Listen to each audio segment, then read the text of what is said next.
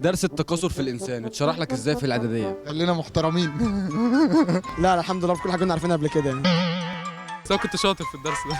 تزرع فصلنا الحريم بره وولاد جوه وراح قفل علينا الباب. كان محترم جدا الله يحرقه. بص يا ابني انت وهو التيت والشريط، كان في سفالة في النص خد بالك انت وفهمنا الدنيا ماشيه ازاي. في بنات كانت بتقعد يعني مش عارف اقول ايه بصراحه، كانت مليطه بقى يا صاحبي، ده حكايه خليعه.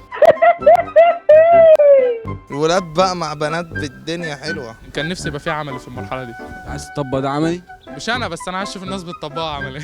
امي واحد ما رضيتش تنزلني اليوم ده، فانا عملت صايع ونزلت تاني يوم حضرت مع فصل تاني، المدرسه طلعت غايبه. يعني ازاي الجنين بيطلع؟ يعني انا كنت اعرف ان الجنين ممكن يطلع يعني مثلا ايه، يعني بالبوسه بالبتاع، ما كنتش عارف ان في حاجات تانية هي اللي بتطلع الجنين غير البوسه.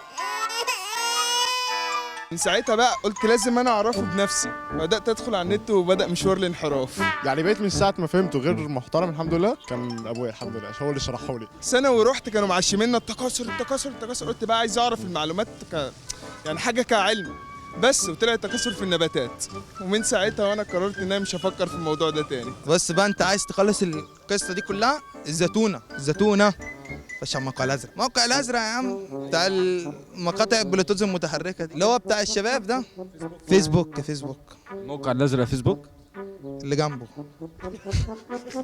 مش لازم الفيسبوك قوي، اكتب اسير الاحزان بس جنبيه شرطتين.